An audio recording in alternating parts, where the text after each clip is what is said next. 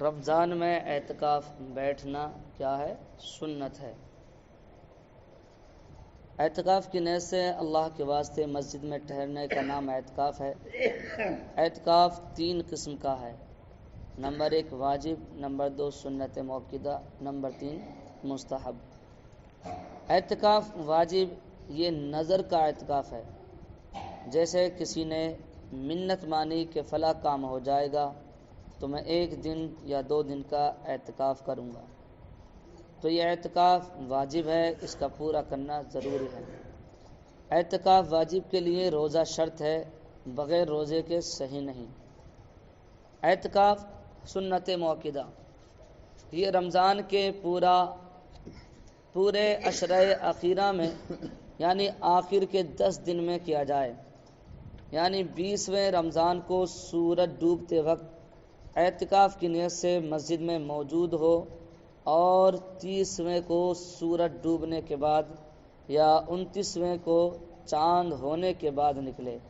اگر 20ویں تاریخ کو بعد نماز مغرب اعتکاف کی نیت کی تو سنت مؤکدہ ادا نہ ہوگی، یعنی مغرب سے پہلے 20 رمضان کو اعتکاف کی نیت کرنا ہے، سورج ڈوبنے سے پہلے۔ یہ اعتکاف سنت مؤکدہ کفایہ ہے، اگر سب چھوڑ دیں تو سب پکڑے جائیں، اور اگر ایک نے بھی کر لیا تو سب چھٹ جائیں۔ اس اعتکاف میں بھی روزہ شرط ہے، مگر وہی رمضان کے روزے کافی ہیں۔ اعتکاف مستحب جس کو نفل کہتے ہیں۔ اعتکاف واجب اور اعتکاف سنت موقدہ کے علاوہ جو اعتکاف کیا جائے وہ مستحب ہے۔ اعتکاف مستحب کے واسطے روزہ شرط نہیں، یہ تھوڑی دیر کا بھی ہو سکتا ہے۔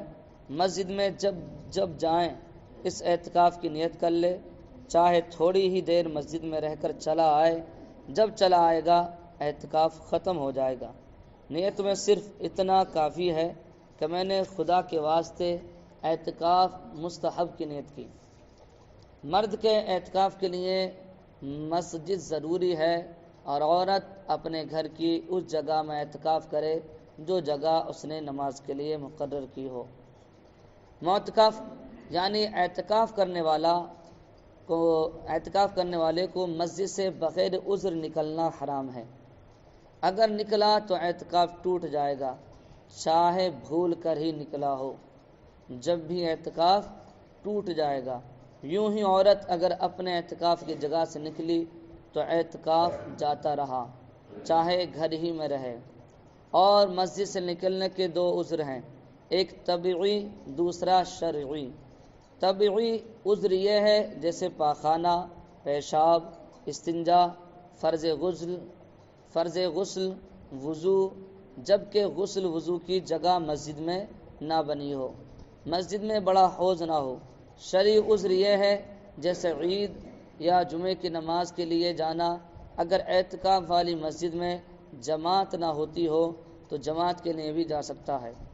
ان عذروں کے سوا کسی اور وجہ سے اگر تھوڑی دیر کے لیے بھی اعتکاف کی جگہ سے باہر جائے گا تو اعتکاف جاتا رہے گا، اگرچہ بھول ہی کر انسان جائے۔ مسئلہ معتکف راتوں دن مسجد میں رہے، وہیں کھائے پیے سوئے، ان کاموں کے لیے مسجد سے باہر ہوگا تو اعتکاف ٹوٹ جائے گا۔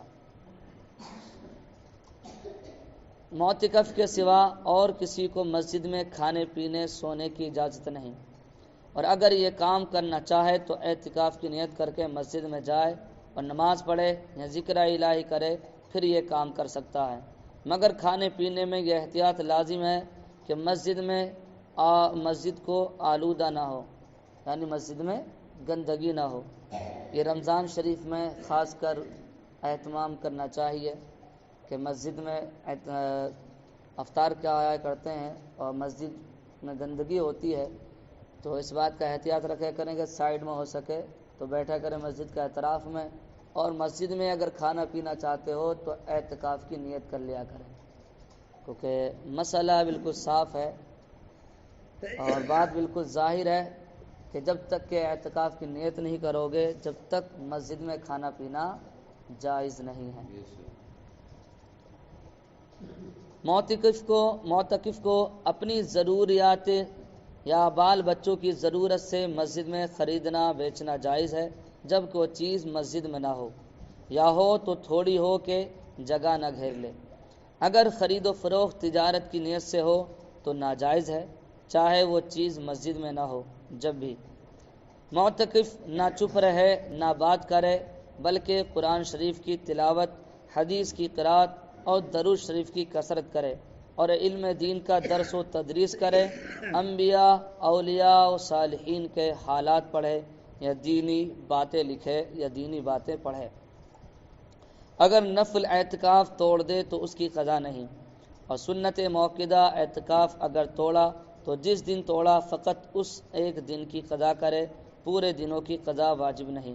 اور منت کا اعتکاف توڑا تو اگر کسی مقرر مہینے کی منت تھی تو باقی دنوں کی قضا کرے، ورنہ اگر علی الاتصال واجب ہوا تھا تو سرے سے پھر سے اعتکاف کرے، اور اگر علی الاتصال واجب نہ تھا تو باقی کا اعتکاف کرے۔ اعتکاف جس وجہ سے بھی ٹوٹے، چاہے قصدن یا بلا قصد، بہرحال قضا واجب ہے۔ اعتکاف کی فضیلت: معتکف اپنے عمل سے ثابت کرتا ہے کہ اس نے حالت حیات ہی میں، یعنی اپنی زندگی ہی میں، اپنے بال بچہ اور گھر بار سب کچھ چھوڑ دیا ہے، اور کہتا ہے کہ اے مولا تیرے گھر میں آ گیا ہوں۔ اور قاعدہ ہے کہ اگر گھر والا کریم اور عزت والا ہو تو وہ ضرور ہر اس شخص کی عزت و اکرام کرتا ہے جو اس کے گھر میں آئے، خواہ وہ دشمن ہی کیوں نہ ہو۔ تو بھلا اللہ رؤوف الرحمن، رحیم و کریم ذات جو سب داتوں کا داتا ہے، اس کے گھر میں جو مسلمان پناہ لے تو وہ کریم ذات اس کا کس قدر اکرام فرمائے گا۔ اس سے معلوم ہوا کہ اعتکاف کی بہت بڑی فضیلت ہے، کیونکہ رب کریم اس کی عزت افزائی فرماتا ہے۔ محبوب کریم سید الانبیاء والمرسلین پیارے آقا مکی مدنی صلی اللہ علیہ وسلم معتکف کے متعلق فرماتے ہیں کہ وہ گناہوں سے باز رہتا ہے اور نیکیوں سے وہ اس قدر اس کو ثواب ملتا ہے کہ جیسے اس نے تمام نیکیاں کی ہیں، جیسا کہ اس نے تمام نیکیاں کی ہیں۔ اس حدیث شریف میں اعتکاف کے دو بڑے فائدے ارشاد فرمائے گئے ہیں۔ ایک یہ کہ انسان اعتکاف کی برکت سے گناہوں سے محفوظ رہتا ہے، اور یہ فائدہ تمام فائدوں کا سردار ہے، کیونکہ مسجد میں رہتا گناہ کرے گا ہی نہیں۔ دوسرا فائدہ یہ ہے کہ بہت سے نیک اعمال، مثلا نماز جنازہ، عیادت مریض، اعانت مظلوم وغیرہ، جو اعتکاف کی وجہ سے نہیں کر سکتا، کیونکہ اگر کرے گا نماز جنازہ وغیرہ میں اگر شریک ہوگا تو اعتکاف ٹوٹ جائے گا، لیکن معتکف یہ کام نہیں کرے گا، مگر معتکف کو ان سب اعمال صالحہ کا ثواب مسجد میں بیٹھے ہوئے ملتا رہے گا۔ الحمدللہ رب العالمین۔ پیارے آقا صلی اللہ علیہ وسلم کا فرمان عالی شان ہے، جو شخص خالصاً لوجہ اللہ تعالی رمضان شریف میں ایک دن اور ایک رات کا اعتکاف کرے تو اس کو 300 شہیدوں کا ثواب ملے گا۔ سبحان اللہ۔ ایک اور مقام پر سرکار مدینہ صلی اللہ علیہ وسلم نے فرمایا، جس نے رمضان المبارک میں 10 دن کا اعتکاف کر لیا تو ایسا ہے جیسے 2 حج اور 2 عمرے کیے ہوں۔ سبحان اللہ۔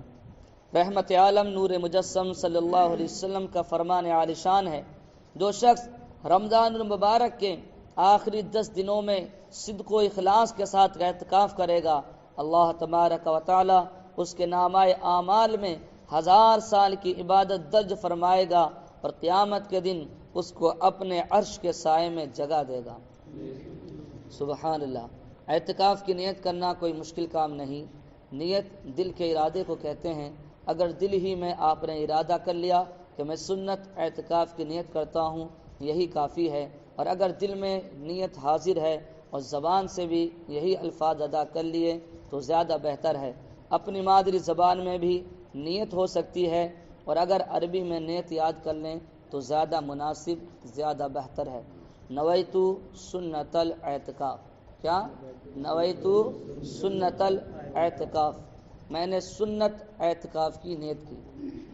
اگر مادری زبان میں کہیں تو کیا کہیں؟ میں نے سنت اعتکاف کی نیت کی. اللہ تبارک و تعالی ہم سب کو عمل کی توفیق عطا فرمائے.